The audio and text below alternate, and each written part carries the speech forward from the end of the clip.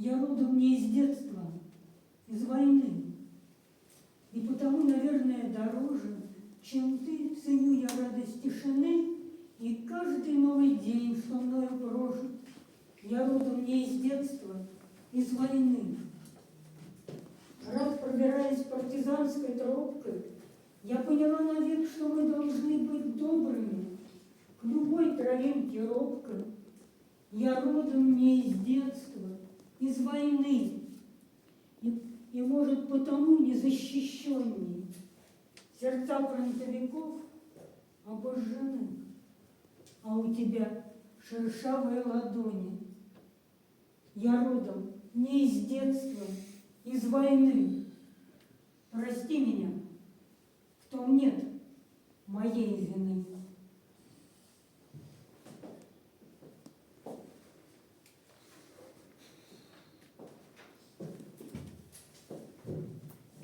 Бьется в тесной печурке огонь, на поленьях смола, как слеза, и поет мне в землянке гармонь про улыбку твои глаза. Про тебя мне шептали кусты в белоснежных полях под Москвой. Я хочу, чтобы слышала ты, как тоскует мой голос живой. Ты сейчас далеко, далеко, между нами снега и снега. До тебя мне дойти нелегко, а до смерти 4 шага. Ой, гармоника в июне назло, заплутавшие счастье зари. Мне в холодной землянке тепло от моей негасимой любви.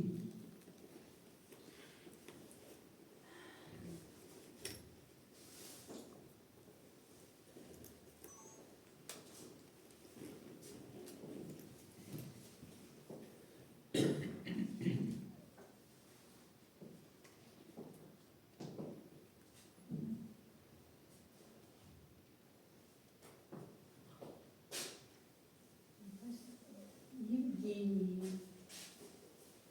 Мою маму звали Евгения. Евгения, такое имя красивое. Это означает человек чести. Она и была моя мама. Мы жили с мамой в Ленинграде вдвоем. Мама работала, я училась. А по вечерам я ждала возвращения мамы домой с нетерпением, потому что сразу с ее приходом становилось светлее и уютнее. А еще по праздникам я просыпалась от ароматного запаха праздничного пирога капустного. Еще я любила, когда мама шила на швейной машинке Зинглер. Машинка монотонно стучала и убаюкивала. А в 1975 году маме пришло приглашение. Это было письмо и приглашение из Москвы на празднование, ее приглашение на празднование Дня Победы. Письмо, это приглашение прислал Совет ветеранов специального подразделения радиоразведки.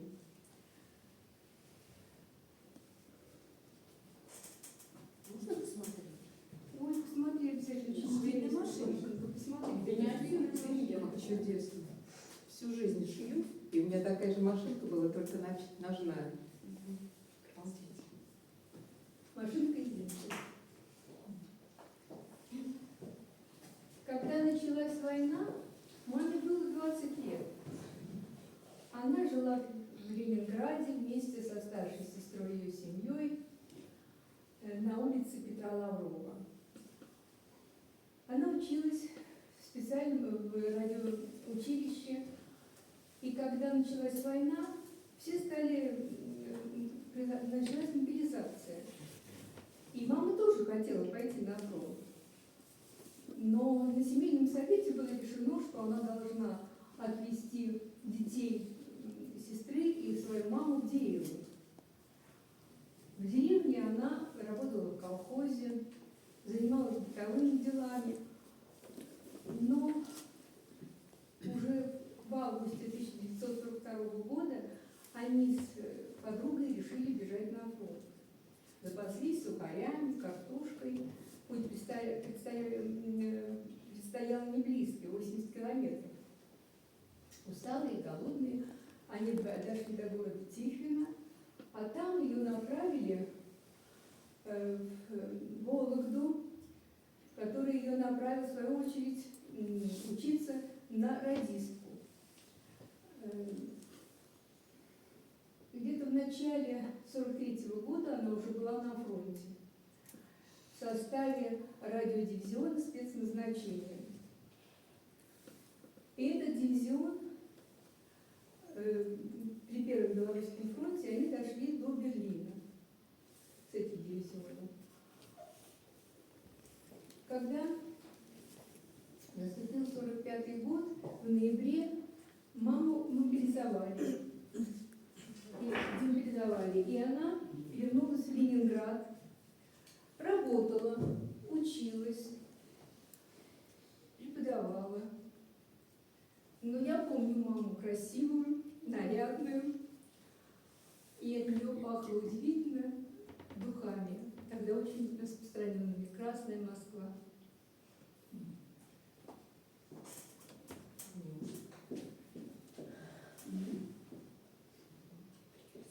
Саша, давай.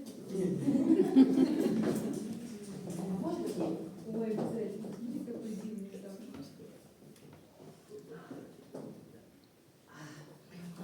запах.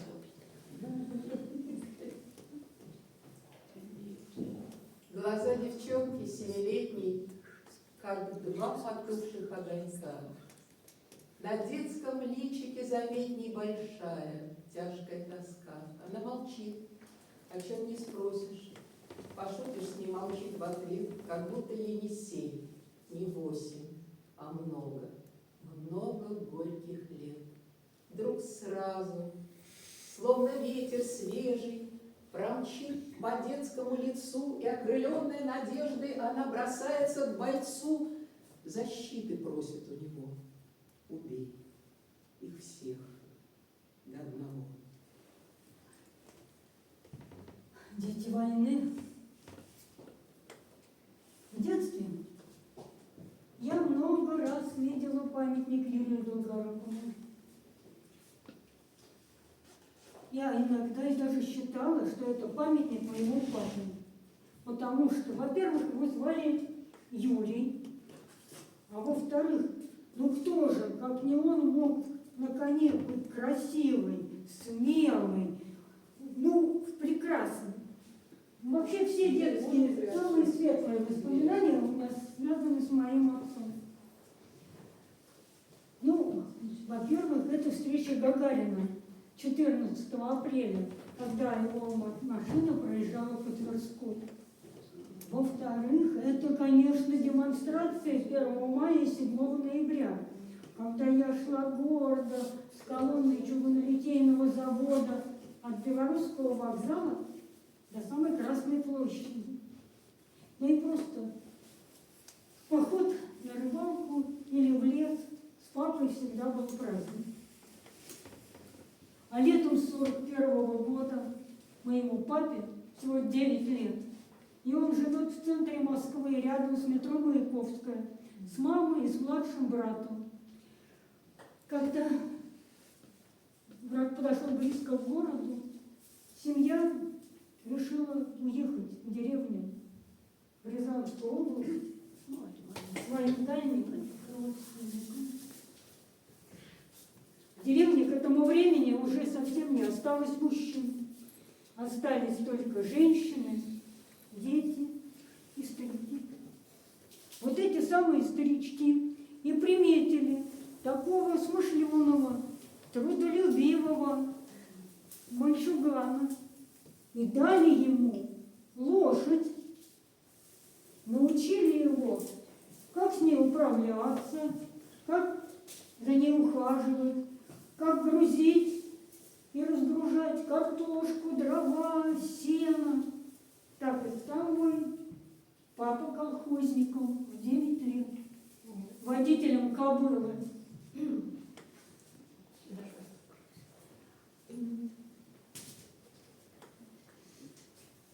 Збруя? Сброя. Так он и работал. А через 30 лет он поехал в эту самую деревню.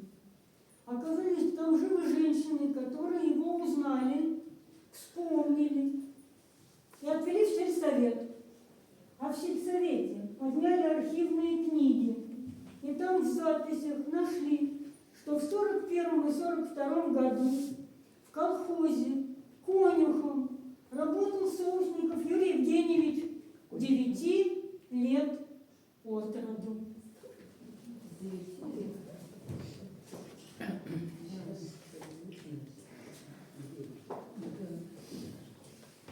Москвичи. Поля завислой сонной лежат в земле сырой, Сережка с малой бронной и Витька с маховой. А где-то в людном мире, который год подряд, одни в пустой квартире, их матери не спят. Свет лампы воспаленной пылает над Москвой, в окне на Малой Бронной, в окне на Маховой. Друзьям не встать в округе, без них идет кино. Девчонки и подруги все замужем давно. В полях завислой сонной лежат в земле сырой, Сережка с Малой Бронной и Витька с Маховой. Но помнит мир спасенный, мир вечный, мир живой, Сережку с Малой Бронной и Витьку с Маховой. Глаза бойца слезами не литые. Лежит он напружиненный и белый, а я должна приросшие бинты с него сорвать. Одним движением смелым, одним движением, так учили нас, одним движением, только в этом жалость. Но, встретившись со взглядом страшных глаз, я на движение это не решалась. На бинт я щедро перекись вела, стараясь размочить его безболье, а фельдшерица становилась зла и повторяла: «Горе мне с тобою, так с каждым церемонится беда, да и ему лишь прибавляешь муки, но раненые метили всегда попасть в мои медлительные руки. Не надо рвать приросшие бинты, когда их можно снять почти без боли. Я это поняла, поймешь и ты. Как жалко, что науке доброты нельзя по книжкам научиться в школе». Золотые руки. У моего отца тоже были золотые руки. Помню воскресное зимнее утро. Я еще нежусь в постельке, а из кухни доносится аромат. О, печеная картошка. Это папа делает нам с мамой вкусный завтрак. А рецепт очень прост. Берется картошка в мундире, подрезается сверху крестиком, и внутрь кладется кусочек масла и сала. Солью вкуснее. Обязательно, какая есть. Какое счастье чувствовать себя любимой девочкой, какое счастье, когда настоящий мужчина бережет твой покой и готовит тебе вкусный завтрак.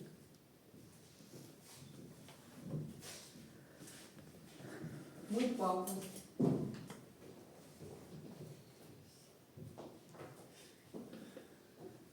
Папа родился 14 апреля 1921 года в Тамбове, в семье сапожника. Его деревенское детство закалило его.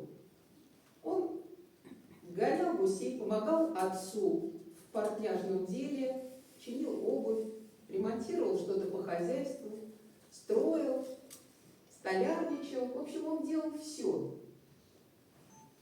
Он рос смышленым, любознательным и очень трудолюбивым юношей. В 9 лет он пошел в школу, в гимназию. Тогда она носила и сейчас носит имя Александра Сергеевича Пушкина, гимназия номер 1. И в этой гимназии преподавали учителя, оставшиеся еще с царских времен. Вот такой аттестат он получил в 1939 году. Он был подписан Народным комиссариатом просвещения. В августе 1939 года он был призван в армию. И когда в военкомате увидели грамотного, знающего толк в технике юношу, любознательного, да еще и рукастого, его направили в Ейское летное училище учиться на авиатехника. Авиация тогда была самой передовой отраслью науки и техники. И там нужны были действительно и рукастые, и умные люди. Да, действительно.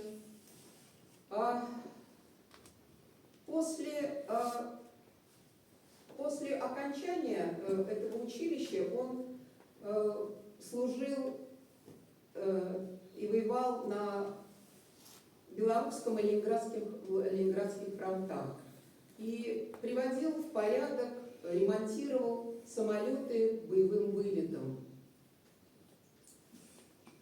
От авиамеханика зависела не только боеспособность самолета, но и жизнь летчика. Так и говорили, что на земле от тебя зависит наша жизнь, говорили летчики. Он прошел с фронтом до Варшавы и после окончания войны продолжил свое образование, выучился на инженера. Может показаться смешным, но до замужества я не знала, что есть сапожные мастерские. Всю обувь в нашей семье ремонтировал папа. Он был высоким, подтянутым. Он был добрым, щедрым и очень надежным. Он был немногословным. А когда дело касалось моего воспитания, был даже строг. И я бесконечно любила его. И для меня он остался мужчиной, настоящим мужчиной, олицетворением настоящего мужчины. Мой папа тоже был рукастый. Вам доводилось идти пешком 100 километров зимой на войну, а ходить в атаку на пулеметы, а лежать в госпиталях? И мне не доводилось. Мой отец родился в Кировской области, в деревне, в 100 километрах от железной дороги и от райцентра. В январе 1943 года ему исполнилось 18 лет, он учился в школе. Его сразу же призвали на фронт. На фронт они шли 100 километров зимой по снегу, ночуя в окрестных деревнях. По дороге военный налил им водки. Вы сейчас взрослые, солдаты. Это была первая водка в его жизни. Да, тогда в деревнях с этим было строго. Учили их месяца 2 на минометчиков. Лейтенант их нещадно гонял. Они его не взлюбили. На фронт ехали в теплушках, шли пешком, под бомбежками, прятались по обочинам дороги. Было страшно. На передовой минометчики оказались не нужны, еще старые были живы. Всех направили в пехоту, в гвардейский десантный батальон. На выбор давали винтовку или автомат. Отец взял винтовку, так ему было привычнее с учебки. Первая атака. Приказ взять деревню. Поднялись из окопов. Лейтенант их поднял. Его первого и убила, перерезала автоматной очередью. Одного из первых ранила отца в руку, тяжело, разрывной пулей. Попал в госпиталь. Хорошо, что быстро вытащили санитары, далеко не убежал. В госпитале отец заболел туберкулезом. Комиссовали. Старший брат погиб, отца погиб под Сталинградом. Его призвали еще до войны. Еще брат вернулся домой весь израненный и скоро умер. Еще брат воевал медбратом, он закончил медучилище перед войной. Войну закончил капитаном медицинской службы. Награжден орденом, награжден медалью. Отец награжден за ту атаку медалью за отвагу. Братья о войне мало говорили. Они считали, что ничего особого не сделали. Отец строил дом, строил веранду, строил баню. Я ему помогал. Помню запах свежих стружек. Отец так и прожил всю жизнь в деревне, хотя мечтал жить в городе. Так и не закончил школу и тоже об этом жалел. Он водил своего внука по деревне и говорил: смотрите, москвич. 40-е, 40-е, военные и фронтовые, где извещения похоронные и переступки эшелонные. Гудят натянутые рельсы, просторно, холодно, высоко, и переселенцы переселенцы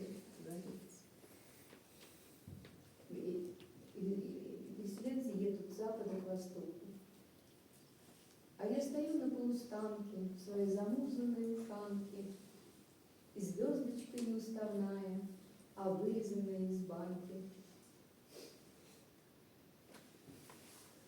И я не волнуйтесь. И я с девчонкой балагурю, и больше нужного хромаю, и пайку надвое ломаю, и все на свете понимаю. Как это было, как случилось, война, беда, мечта и юность. И это все в меня запало, и это все потом вернулось. Сороковые, роковые, свинцовые, пороховые. Война гуляет по России, а мы такие молодые.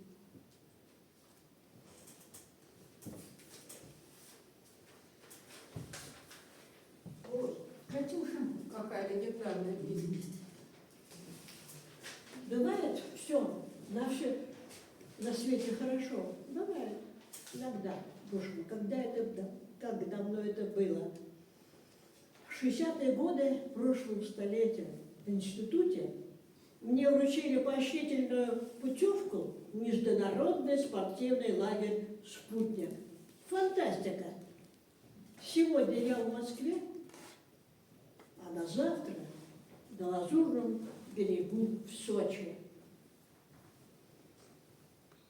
В нашей команде интернациональной волейбольной было человек 25 представителей всех континентов и рас.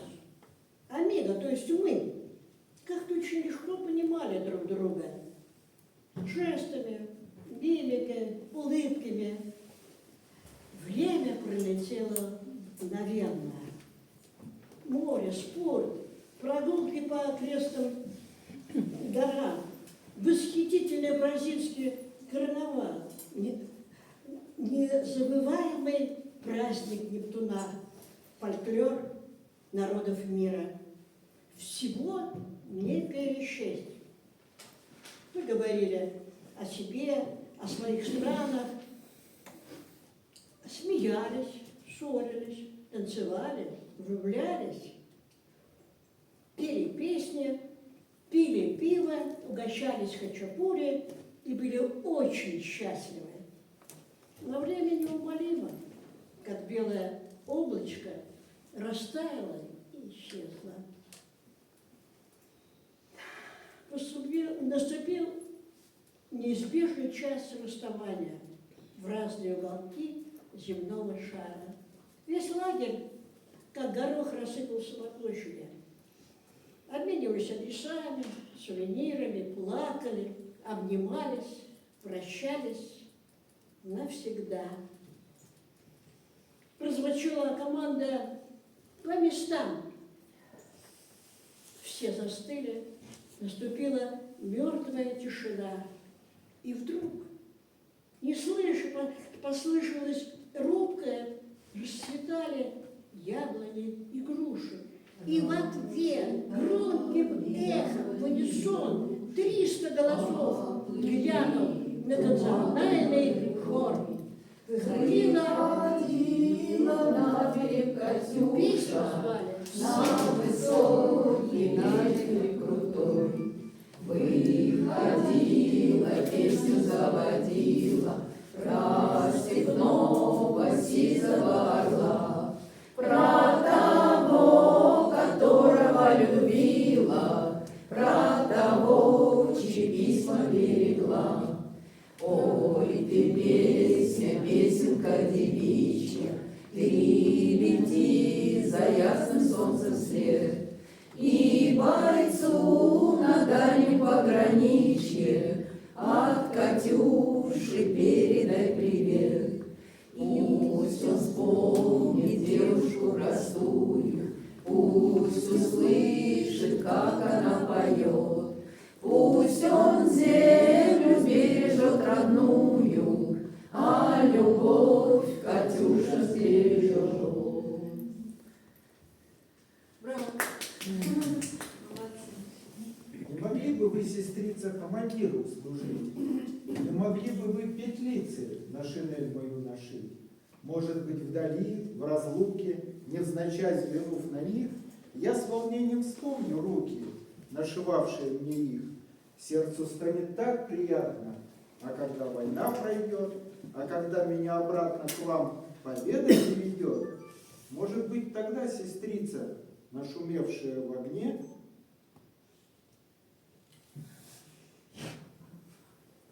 эти скромные петлицы вам напомнят обо мне. Старинное, да, слово, вспоминание. Любовь. Мне было 6 лет. Мой отец увлекался конструированием аэросаней по журналу «Техника молодежи». И вот однажды выставил он эти аэросани во дворе. Быстро собралась толпа вокруг. Там же была я и мой дед. Дед явно выделялся среди всех. Не молодой, но еще стройный, в длинном черном драповом пальто с меховым воротником и шапке, правильные черты лица, гладкая смугловатая кожа, и когда он улыбался, на его лице была заметна слегка кривая улыбка. Это последствия ранения на войне. Дед первым вызвался прокатиться.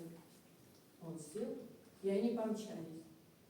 А когда остановились, то дед случайно задел пропеллер, который и располосовал ему полу его пальто. Все вокруг рассмеялись, а дед стоял и виновато улыбался своей слегка кривой улыбкой.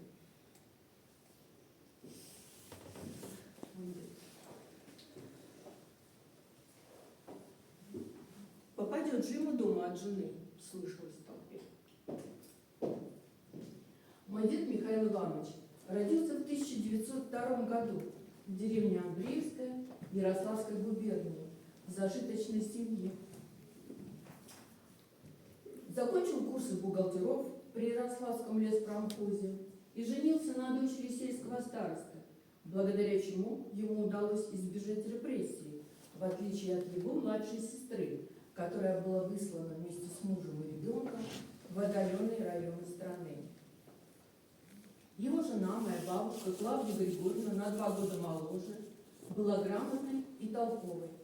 Так они жили, поживали, нажили 5 детей Жили хорошо.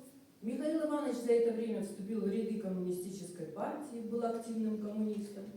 А Клавдия Григорьевна, несмотря на 5 детей, занимала руководящие должности и заведовала или магазином, или столовой. Когда наступила война, деду было 38 лет. Его призвали, и он служил при штабе. Был ранен, попал в госпиталь. Ранение было тяжелым, он потерял много крови. Но медсестра, которая за ним ухаживала, спасла его. Она стала донором крови для него, и только после этого он стал быстро поправляться. После госпиталя его комиссовали, но домой он не вернулся, а остался с медсестрой в том городе, где и был госпиталь. Семья ждала его, о нем ничего не было известно.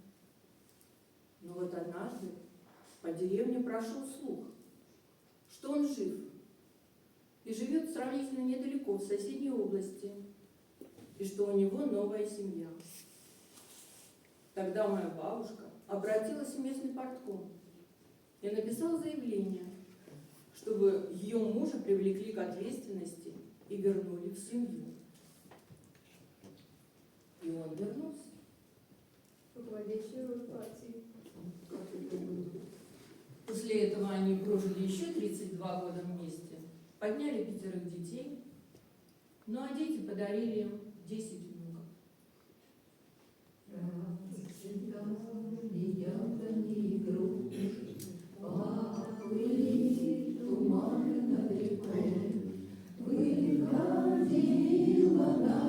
Катюша, на высокий берег.